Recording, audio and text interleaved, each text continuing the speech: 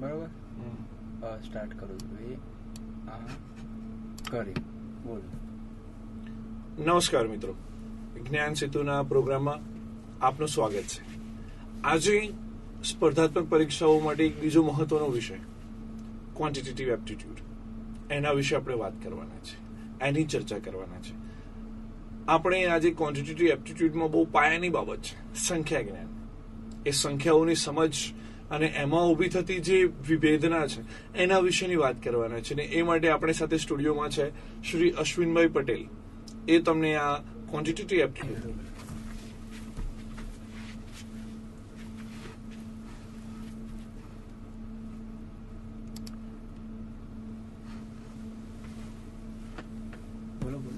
નમસ્કાર મિત્રો, આજે આપણે થોડુંક સંખ્યા જ્ઞાન વિશે, સંખ્યાઓનો ખ્યાલ મેળવીશું.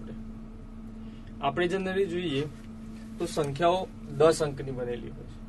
શરૂઆત કરીએ આપણે તો 0, 1, 2, 3, 4, 5, 6, 7, 8, 9 એમ કુલ 10 છે. 10 અંકો છે આપણી જોડે. 10 અંકોમાંથી આપણે વિવિધ સંખ્યાઓ બનાવીએ છીએ.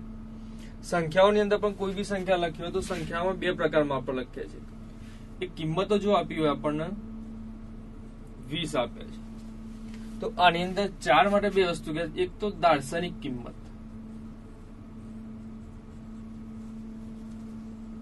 અને બીજી સ્થાન કિંમત.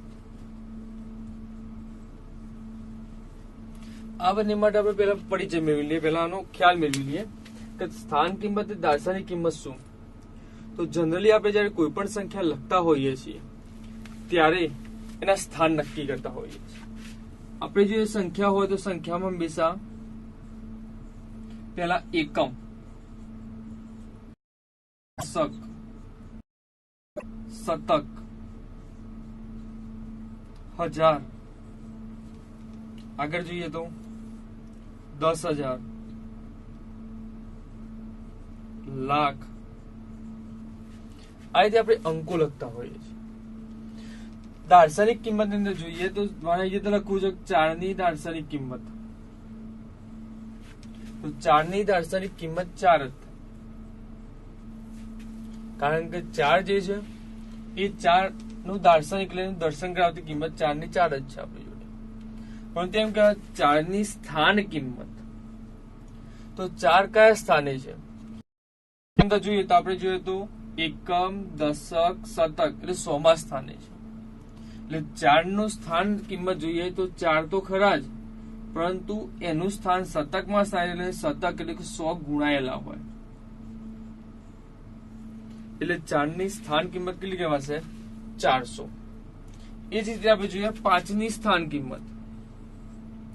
5 ની સ્થાન કિંમત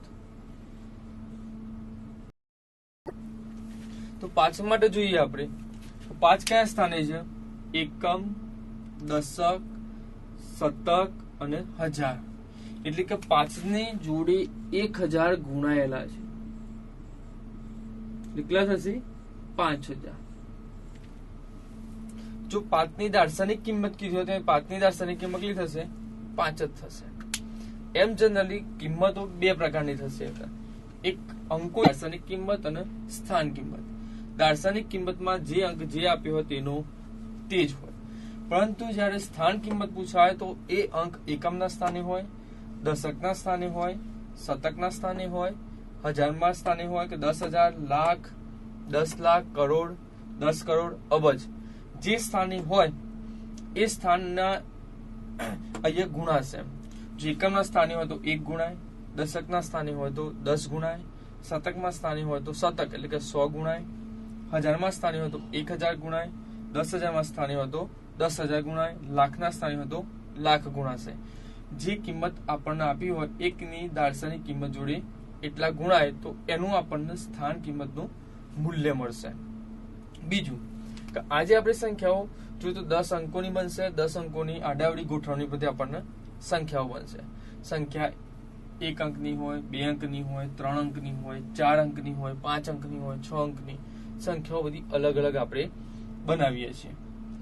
મેન આપણે પોઈન્ટની ચર્ચા કરવી છે તે કે આપણે આ સંખ્યાઓ જે છે આપણા અંકો છે કુલ 10 અંકો, એ 10 અંકોનો ઉપયોગ કરી આપણે આની અલગ અલગ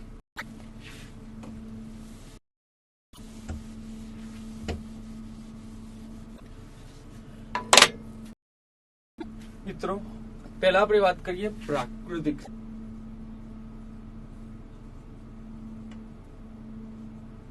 સંખ્યા નંબર. એના માટે સંકેત કેપિટલ N વપરાય છે. જેની અંદર આપણે કિંમતો જોઈએ તો 1, 2, 3, 4, 5, 6 અનંત સુધી ઇન્ફિનિટી સુધી બધા જ ધન પૂર્ણાંકો 1, 2, 3, 4, 5, 6 ડેશ ડેશ ડેશ અનંત સુધી આવશે. એ જ રીતે બીજી આપણે વાત કરીએ પૂર્ણ સંખ્યાઓ.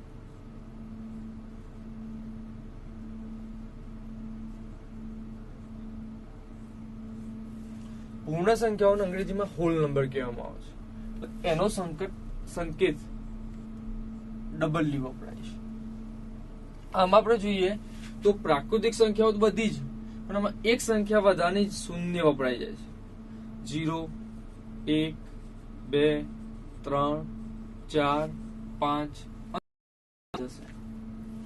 એટલે કે પ્રાકૃતિક સંખ્યામાં એક સંખ્યા એટલે કે શૂન્ય વપરાઈ જાય તો કઈ સંખ્યા બની જાય?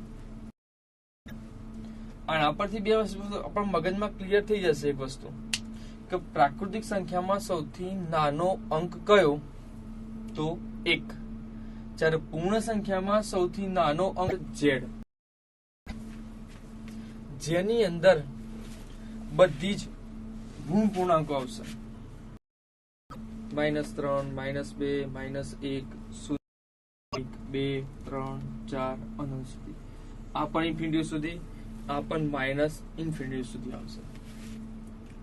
બીજું એક કે પૂર્ણાંક સંખ્યામાં -1, 0, 1, 2, 3, 4 અનંત સુધી છે. અહીંયા તો ધ્યાન આપજો કે જેમ જેમ આપણે કોઈ પણ સંખ્યા જયારે લખતા હોઈએ, અહીંયા પૂર્ણાંક સંખ્યાઓ લખી છે તેની અંદર, તો આપણે જેમ જેમ આગળ જઈએ ડાબી બાજુ તેમ તેમ સંખ્યાઓ નાની થતી જશે. જનરલી આપણે સંખ્યા રેખાની વાત કરીએ તો સંખ્યા રેખા એની જોડે જોડે ચર્ચા કરી દઈએ. આપણે ઋણ 1, ઋણ 2, ઋણ 4 આ તે લખતા હોઈએ છીએ. એટલે કે આપણી જે પૂર્ણાંક કિંમતો છે એ જ લખીએ છીએ. સંખ્યા રેખાનો નિયમ એવું કે છે કે જેમ સંખ્યા રેખા ઉપર ડાબી બાજુથી જમણી બાજુ જઈએ તેમ કિંમત મોટી થાય. જેમ કે -4 કરતા -3 કેવા છે? મોટા છે. -3 કરતા 0 મોટા છે. એ આપણે સંખ્યા રેખાના નિયમો કે છે. એ જ રીતે આપણે જોઈએ કે સંખ્યા કે નિયમ એવું કે છે કે 0 ની ડાબી બાજુ ઋણ પૂર્ણાંકો હોય, 0 ની જમણી બાજુ ધન પૂર્ણાંકો હોય. જમણી બાજુથી ડાબી બાજુ જેમ આવીએ તેમ પૂર્ણાંકો ઉતરતા ક્રમ એટલે નાના થતા જાય, અને ડાબી બાજુથી જમણી બાજુ જઈએ તેમ પૂર્ણાંકો મોટા થતા જાય છે. આ જે સંખ્યાઓ છે એનો ઉપયોગ આપણે જનરલી થોડો પ્રમાણમાં કરતા હોઈએ છીએ. તો જનરલી પ્રાકૃતિક પૂર્ણ સંખ્યાઓ, પૂર્ણાંક સંખ્યાઓ આનો આપણે ભેદ પાડવો. એમાંથી કઈક વસ્તુ જયારે દાખલામાં પૂછે તેનો ઉપયોગ કરી. સમય સંખ્યાઓ છે અપૂર્ણાંકો કહીએ છીએ આપણે. સમય સંખ્યાઓ એટલે કેવી સંખ્યાઓ? તો સમય સંખ્યાઓ એટલે કે જેને આપણે અપૂર્ણાંક સ્વરૂપ, એનો સિમ્બોલ Q છે. જે આપણે P/Q સ્વરૂપ, જ્યાં P belongs to Z અને Q belongs to N આવું લખીએ છીએ. એટલે કે P belongs to Z યાની કે પૂર્ણાંક સંખ્યા. એટલે આપણે અહીંયા તો કોઈ પણ સંખ્યા લખી શકીએ. સપોઝ P ની જગ્યાએ 1 લખું, અહીંયા -3 લખું, નીચે 7, જે લખવા હોય લખી શકીએ. પણ અહીંયા તો પર્ટિક્યુલર આપણે N એટલા N ની અંદર શૂન્ય આવતો નથી. જો એ છેદમાં શૂન્ય મૂકીએ આપણે તો કિંમત કેવી થાય? અવ્યાખ્યાયિત. એટલે 5 લખું, કોઈ પણ પૂર્ણ અથવા પૂર્ણાંક લખીએ તો એની નીચે જોઈએ અસમય. આ બંને સંખ્યાઓમાં ઘણો બધો ભેદ છે, જેને આપણે આઈ સિમ્બોલ. આ બંને સંખ્યાઓ જોઈએ, 1/2 મારું દશાંશ સ્વરૂપ મેળવું. દશાંશ સ્વરૂપ આપણે પોઈન્ટમાં જે કિંમત મેળવીએ છીએ તે 1/2 એટલે 1/2 કરવું. તો ભાગ ના ચાલે, પોઈન્ટ મૂકી દઈએ આપણે, શૂન્ય મૂક્યા, 2 પંચા 10 એટલે 0 0 આવી ગયા ને. આનો જવાબ થાય 0.5. બીજી કિંમત લખું 1/3.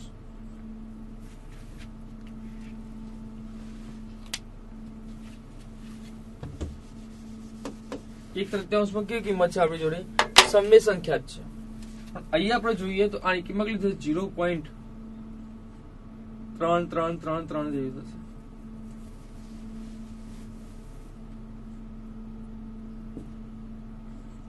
સોળ તૃતીયાંશ 16 ભાગે 3 પંચા 15 5.3333 સમથિંગ થશે. તો આવી દશાંશ રૂપ કહેવાય. અનંત આવૃત દશાંશ જે સંખ્યાનું હોય એને ટૂંકમાં લખો તો આ રીતે પણ લખાય. જે સંખ્યા રિપીટ થાય એના પર પોઈન્ટ ઉગ્યા ન થયું થાય, પાછળની સંખ્યા રિપીટ થાય. જે સંખ્યાઓનું દશાંશ સ્વરૂપ મેળવીએ તો એટલે અમુક સંખ્યા જઈને ત્યાં અટકી જતી હોય, અથવા જે સંખ્યાઓનું દશાંશ સ્વરૂપ હોય કેવું હોય? અનંત આવૃત દશાંશ સ્વરૂપ એટલે કે રિપીટ થતું હોય. એ બધી સંખ્યાઓને સમય સંખ્યાઓ અંદર રૂપાંતરિત કરેલી છે. જ્યારે જે સંખ્યાઓનું દશાંશ સ્વરૂપ આ જગ્યા ઉલ્લેખ શકીએ આપણે 5.3 આ સંખ્યા પણ કેવી છે?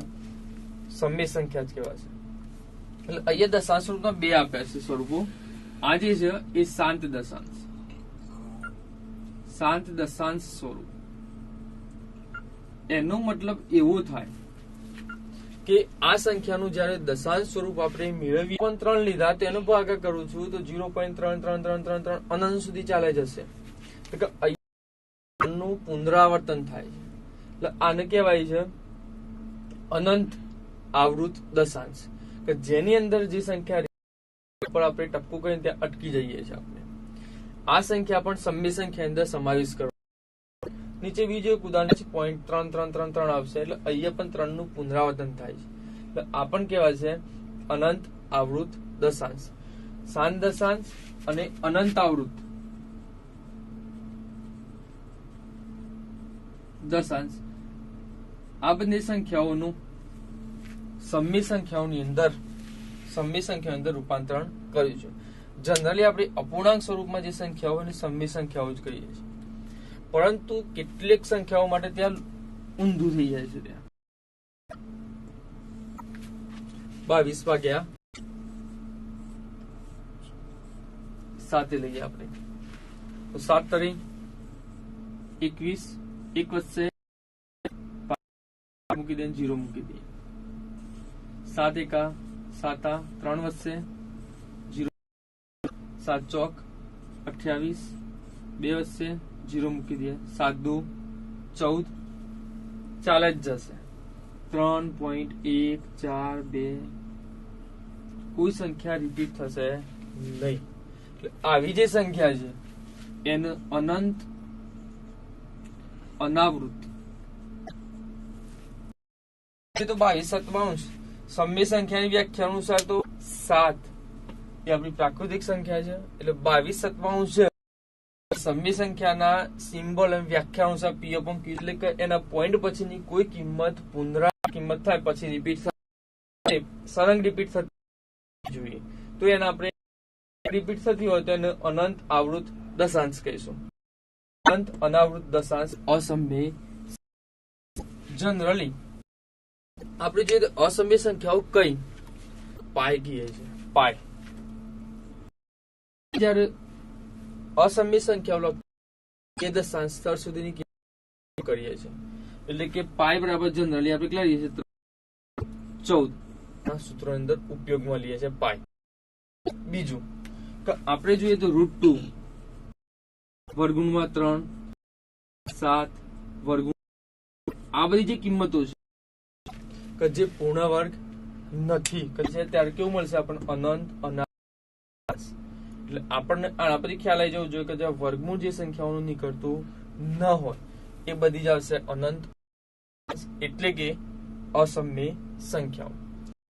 ખ્યાલ જ છે, ઉપયોગ જ કરીએ છીએ આપણે જંતુઓ તરીકે જ લઈ લઈએ છીએ. પરંતુ અપૂર્ણાંકો આપણે સમય સમજીએ, પણ સમયના પણ બે સમયના આપણે ડીપમાં જઈએ દશાંશ સ્વરૂપમાં ત્યારે ખ્યાલ આવશે કે સમય સંખ્યાની અંદર શાંત દશાંશ, અનંત આવૃત દશાંશ આ બંને સંખ્યાઓ છે સમય સંખ્યાઓમાં આવશે, અને જે સંખ્યાઓનું દશાંશ સ્વરૂપ અનંત અનાવૃત દશાંશ સ્વરૂપ હોય તે સંખ્યાઓ બધી સમય સંખ્યાઓ થશે. એના પછી આપણે થોડીક આગળ વાત કરીએ. આપણે પેલી સંખ્યા પ્રાકૃતિક. પ્રાકૃતિક ને બધી સંખ્યાઓ શામાં આવું? પૂર્ણ સંખ્યામાં, જેમાં ફક્ત શૂન્ય જોઈએ તો અંદર આવે છે, બધી જ અંદર આવી જાય. છેદમાં અહીંયા આપણે એક લખી દઈએ એટલે અપૂર્ણાંક થઈ જશે. આગળ વાત કરીએ આપણે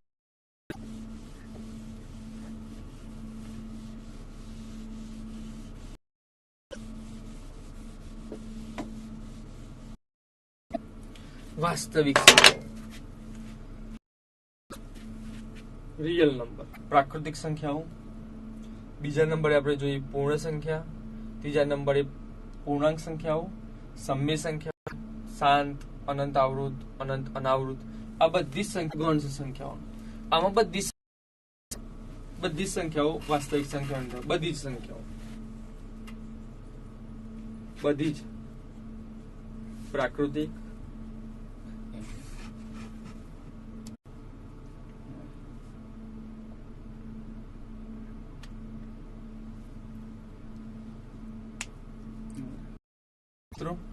હવે આપણે વાત કરીએ આગળ.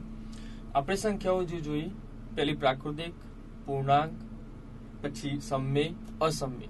તો આ બધી જ પ્રાકૃતિક, પૂર્ણાંક, સમય, અસમય સંખ્યાઓ વાસ્તવિક સંખ્યાઓની અંદર આવી જાય.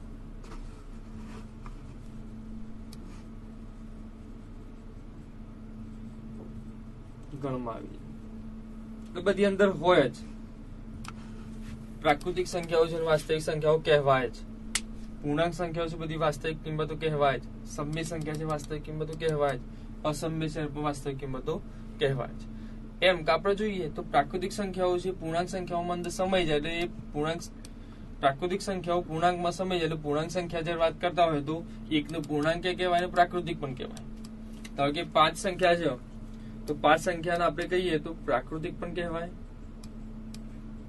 પૂર્ણાંક પણ કહેવાય, સમય પણ કહેવાય, અસમય ના કહેવાય, સમય કહેવાશે અને વાસ્તવિક કિંમત પણ કહેવાય. એટલે કે એ 5 છે દરેક ચોકઠામ બેસે છે. પ્રાકૃતિક, પૂર્ણાંક, સમય અને વાસ્તવિક કિંમત પછી એક વધારે સંખ્યા.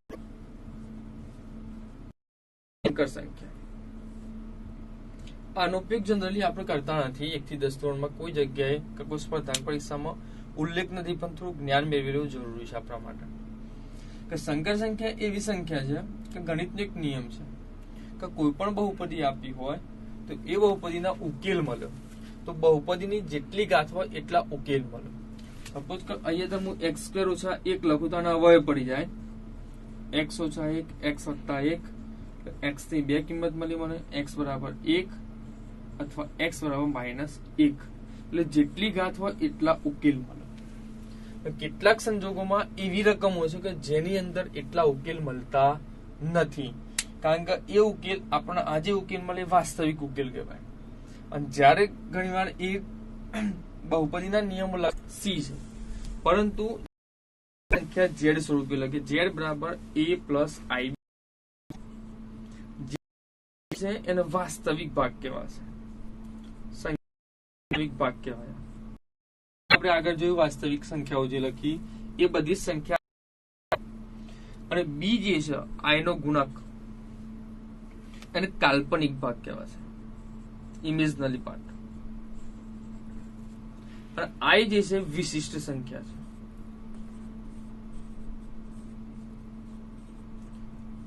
અને બીજા સ્વરૂપમાં લખવો તો એને ક્રમિક જોડ સ્વરૂપે એવી સ્વરૂપે પણ લખાય છે. ફક્ત જાણકારી પૂરતું છે એટલા માટે આપણે કોમ્પ્લેક્સ નંબર કહેવાય એટલે C સિમ્બોલ છે. આપણે આટલી સંખ્યાઓની ચર્ચા કરી. પ્રાકૃતિક સંખ્યાઓ, પૂર્ણાંક સંખ્યાઓ, પૂર્ણ સંખ્યાઓ, સમય સંખ્યાઓ, અસમય સંખ્યાઓ, વાસ્તવિક સંખ્યાઓ અને સંકર સંખ્યાઓ. હવે આપણે થાય આ ઉપયોગ ક્યાં થાય? એક પોઈન્ટ સાથે થોડી ચર્ચા કરી લે, અને પોઈન્ટ જનરલી આપણો ઉપયોગી હોય છે.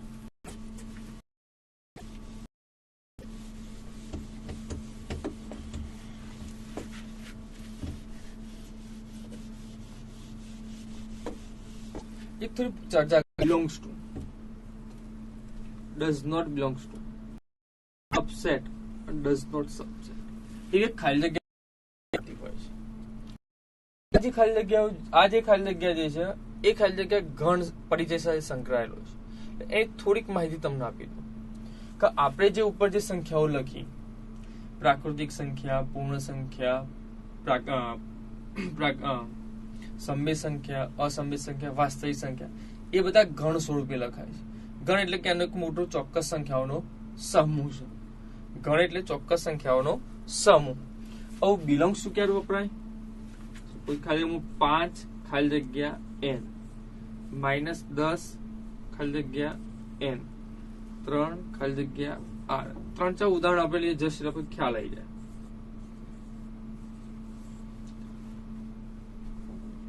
એક દૂત્યાંશ ખાલી જગ્યા i,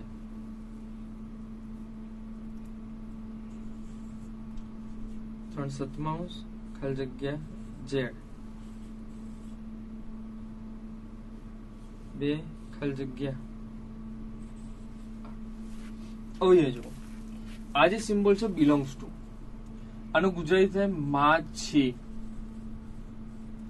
આ ડઝ નોટ બિલોંગ્સ ટુ, માં કોઈ પણ સંખ્યા અથવા નંબર અથવા ઘટક આ જે છે એ દર્શક નથી એ દર્શાવે છે.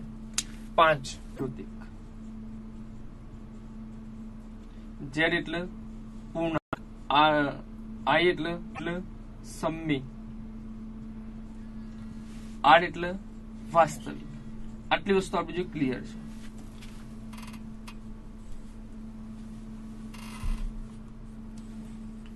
અહીંયા જુઓ મિત્રો,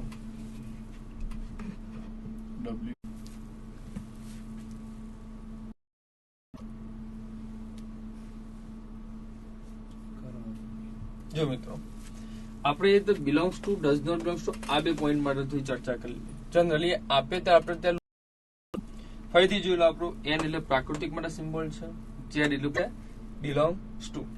-10 n માં આવશે 1 2 3 4 અનંત સુધી. જગ્યાએ ઋણ પૂર્ણાંક આવતા નથી, એટલે શું આવશે? Does not belongs to. વાસ્તવિક સંખ્યામાં આવશે, વાસ્તવિક સંખ્યામાં તો બધી સંખ્યાઓ એટલે શું આવશે? Belongs to. એક દૂત્યાંશ આપણે જે હાલ વાત કરી, એક દૂત્યાંશ એટલે કેવું કે હશે? દશાંશ સ્વરૂપમાં 0.5. એટલે આ કેવું છે? શાંત દશાંશ. શાંત દશાંશ થયું માટે i માં આવશે નહીં, એટલે કેવું આવશે? Does not belongs two. 3/7 આ કિંમત આપણી કેવી છે? સમય. આ સિમ્બોલ છે આપણો પૂર્ણાંક સંખ્યાનો, એટલે શું આવશે? Does not belongs two. 2 તો વાસ્તવિક સંખ્યામાં આવવાનો જ, વાસ્તવિક સંખ્યા બધી કિંમત આવશે. 3/5 ખાલી જગ્યા q, q એટલે સમય સંખ્યા ગણ. થોડી વાત કરી દઈએ આની સબસેટ અને ડઝ સબસેટ. આ સબસેટ છે એ જનરલી ગણ પરિચય જે પોઈન્ટ જોઈએ આપણે થોડુંક ચર્ચા કરી લઈએ, જોડે જોડે આપણે એને થોડો તાલુકાત લઈ લઈએ. આપણે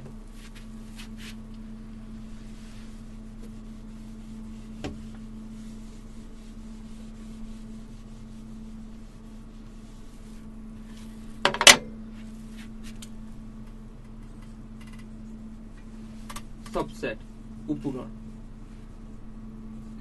ગણ પરિચય માટે વપરાશે. હવે અહીંયા તો જયારે ગણમાં કિંમત આપે, ગણનો સંકેત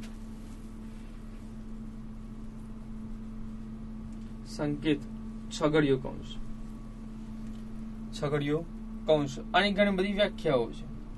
જો આ ગણમાં એક પણ ઘટક ના હોય તો એને ખાલી ગણ કહેવાય. એનો સંકેત તો ટૂંકમાં લઈ લઈએ આપણે ખાલી ગણ. એનો સંકેત 5 છે.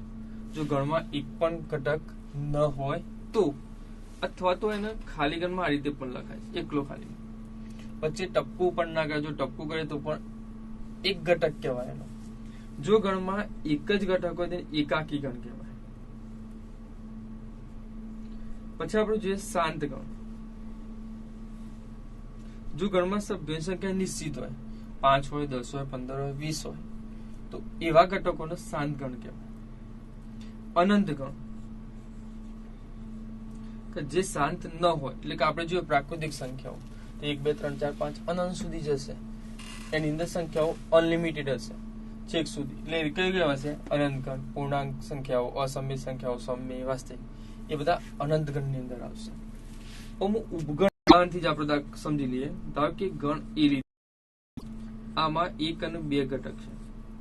જો ગણ બી લઉં છું, 1 2 3 4 છે, તો જો ગણ એના બધા જ ઘટક ગણ બી માં હોય, ગણ એના બધા જ ઘટક ગણ બી માં હોય, તો ગણ એ ને ગણ બી નો ઉપગણ કહે છે, સબસેટ વપરાય.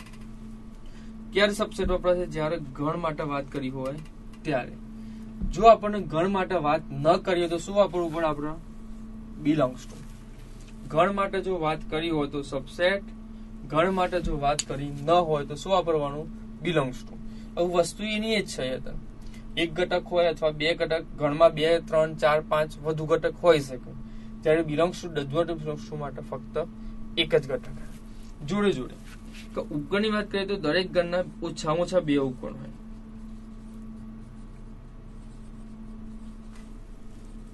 બે ઉપગણ આપણે જોઈએ તો કયા કયા? તો ખાલી ગણ તે પોતે છે, અને ખાલી ગણ એક જ ઉપગણ. જોઈએ તો આ સબસેટ નો સિમ્બોલ છે. સી નથી, એ સી બી નથી, પણ એ સબસેટ બી. કશો વાંધો નહીં, 20 જો મિત્રો એ સબસેટ બી લખ્યો, અહીંયા સી નથી, એ સબસેટ બી. આની કેટલી ખાલી જગ્યા જોઈએ એટલે આપણને ખ્યાલ આવી જાય. આ ગણ પરિચયનો પોઈન્ટ છે, પરંતુ આપણે જરૂર છે સંખ્યા જ્ઞાન સાથે, એટલા માટે આપણે જોઈન્ટમાં આનો ઉપયોગ કરતા શીખી ગયા. આપણે એ જોઈએ, હું ખાલી જગ્યા લખું છું.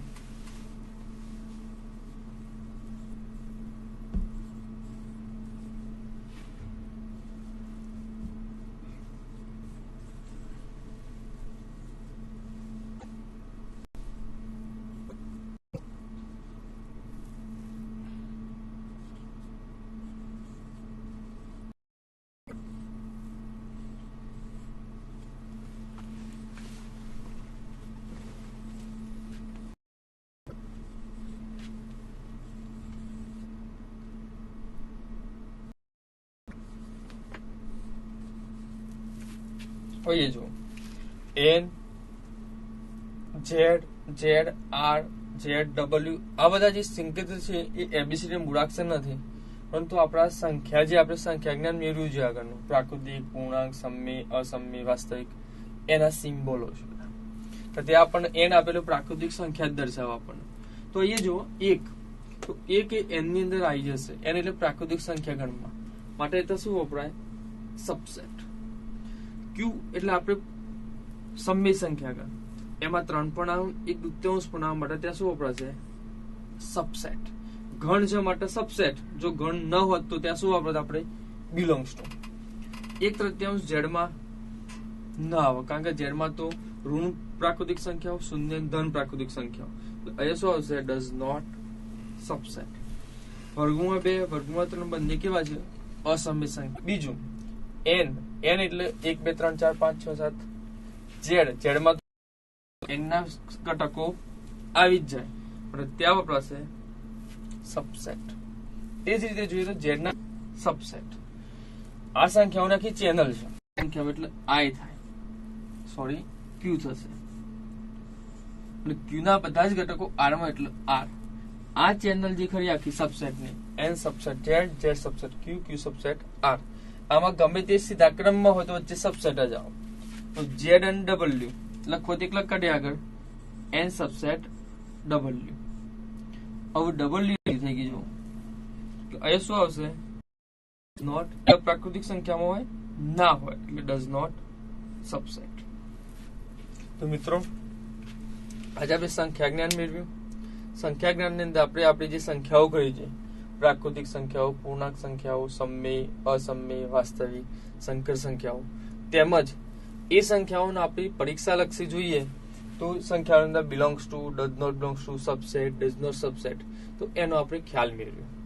નમસ્કાર.